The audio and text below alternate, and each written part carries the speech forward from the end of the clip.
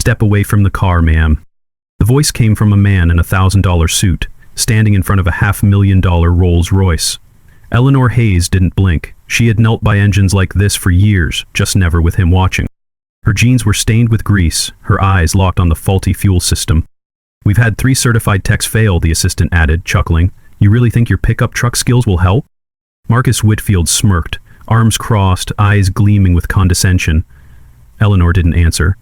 She pulled a thin wire from her pocket and reached for the sensor module without hesitation. The engine coughed, then roared. Silence dropped. That's when he saw the dog tags around her neck, engraved with his father's name. His breath caught. It couldn't be.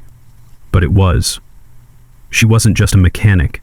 She was the daughter he abandoned, and the only one who ever fixed something he never could.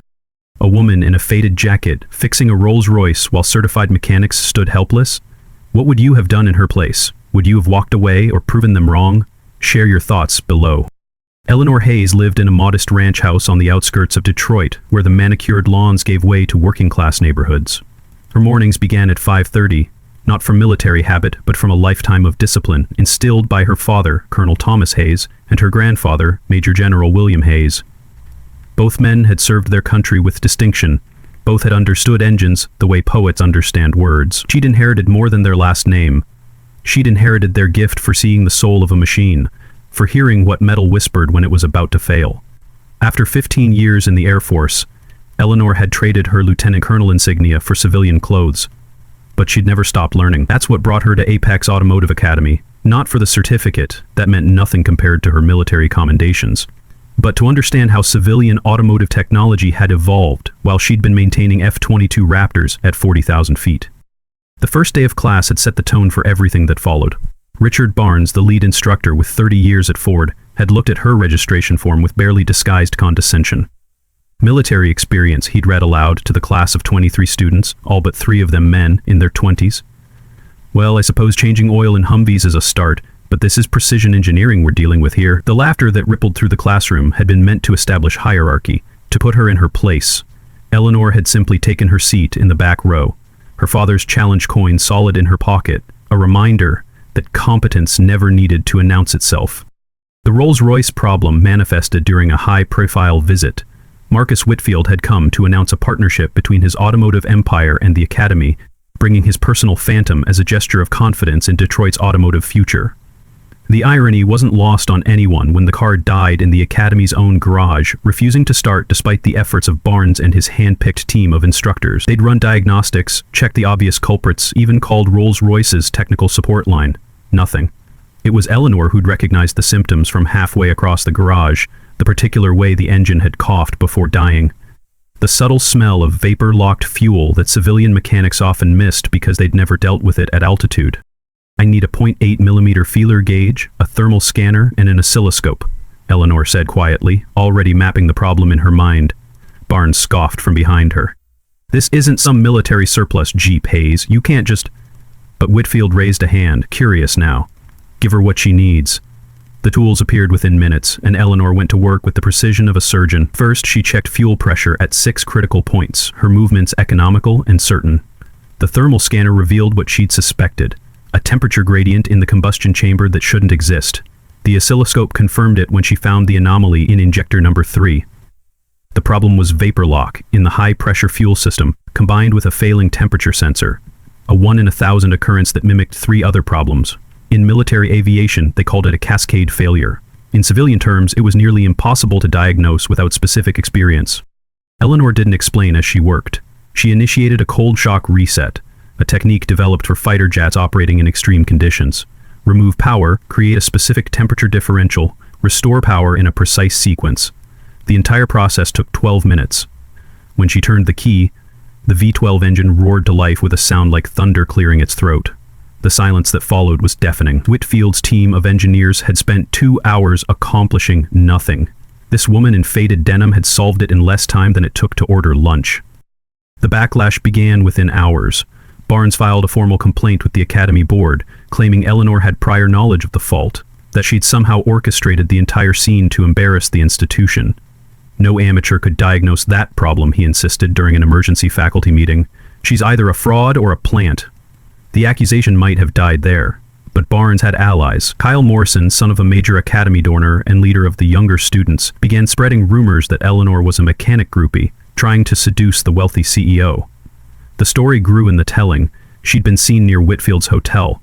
She'd researched his car specifically. She'd planned the whole thing. Social media picked it up, and within 48 hours, local news ran a segment titled, "Amateur Mechanic Creates Scene at Elite Academy." The institutional response was swift and brutal. Patricia Coleman, the Academy's vice director, summoned Eleanor to a disciplinary hearing. The conference room smelled of leather and disappointment as Coleman laid out the charges: disrupting Academy operations, undermining instructor authority, bringing negative publicity to the institution. "Your grandstanding has damaged our reputation," Coleman said, her voice sharp with corporate authority. "We're prepared to offer you a quiet exit, full refund, no questions asked. Otherwise, we'll have to pursue formal disciplinary action." The Academy's legal counsel, a thin man who spoke in paragraphs, added his own threats about defamation lawsuits and restraining orders. They wanted her gone, erased, forgotten. The message was clear: know your place or face consequences.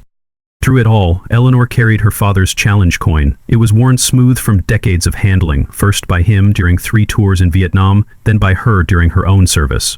One side bore the insignia of the 94th Fighter Squadron, the other carried the words, "Excellence in Adversity." There was a scratch across the eagle's wing where her father had used the coin to pry open a jammed canopy, saving his wingman's life. She felt its weight during Barnes's first insult, touched it while fixing Whitfield's Rolls-Royce, held it during Coleman's threats. The coin represented more than memory. It embodied a philosophy of service that transcended recognition or reward. Her grandfather had carried a similar one through World War II, her great-uncle through Korea. Each generation had faced moments where competence met skepticism, where ability was questioned because of who carried it rather than what it accomplished. Marcus Whitfield was not a man who accepted mysteries. The woman who'd fixed his phantom haunted him, not romantically but intellectually. He'd built his empire by recognizing talent, and something about Eleanor Hayes didn't fit. Her solution had been too elegant, too specific. His investigation began quietly. A few phone calls to military contacts, some discreet inquiries through defense contractors. What he discovered stopped him cold. Lieutenant Colonel Eleanor Hayes, retired, 3 distinguished flying crosses, 8 air medals. More importantly, 3 patents for jet engine modifications that Boeing had paid millions to license. She'd saved 14 pilots' lives by identifying a critical flaw in the F-22's engine management system that the manufacturer had missed. She wasn't at the Academy to learn. She was there because warriors never stop training. Whitfield scheduled his revelation for maximum impact. He called a press conference at the Academy, ostensibly to discuss the partnership, but with a different agenda. The same reporters who'd mocked Eleanor gathered in the main auditorium while she sat in the back, unaware of what was coming. Barnes stood with the faculty, Coleman beside him, both wearing the satisfied expressions of those about to witness vindication. Whitfield began with the Rolls-Royce incident, describing the failure, the attempted repairs, the eventual solution. Then he dropped his bombshell. "The woman who fixed my car has fixed things far more important. Lieutenant Colonel Eleanor Hayes has 37 patents in aerospace engineering. She's consulted for Boeing, Lockheed, and the Pentagon. She identified a flaw that would have killed pilots, and she did it the same way she fixed my car, by seeing what others missed." The room erupted. Reporters scrambled for new angles while Barnes' face drained of color. But the second revelation was even more devastating. Patricia Coleman's son, Captain James Coleman, flew F-22s. Whitfield had done his research thoroughly. "Ask your son about his instructor at Nellis, Mrs. Coleman. Ask him who taught him to trust his instruments when his engine was failing. Ask him who wrote the emergency procedures that saved his life over Nevada." Coleman's hand went to her mouth as recognition dawned. The woman she'd tried to destroy had trained her son, had given him the knowledge that brought him home alive. The tears that followed were genuine, mixing shame with gratitude in equal measure. Eleanor stood slowly as the chaos swirled around her. She didn't smile, didn't gloat, didn't acknowledge the cameras turning her way. With deliberate calm, she walked to the front of the room where Barnes stood frozen.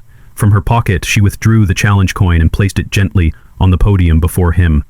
"My father taught me that competence speaks louder than credentials," she said, her voice carrying the quiet authority of someone who'd commanded squadrons. "Perhaps you should remember that the next time someone asks a question in your class." She turned to Whitfield, professional to the end. "Your Phantom is running perfectly now. The maintenance schedule is in your owner's manual. Follow it and you won't have any more problems." The walk to the exit felt longer than any she'd taken, but Eleanor didn't hurry. Behind her, Barnes was already composing his resignation, while Coleman struggled to find words that might matter. The academy would survive, would even thrive once they reformed their admission standards and renamed their advanced program the Hayes Technical Excellence Program. But Eleanor wouldn't see it. She had no interest in apologies or accolades.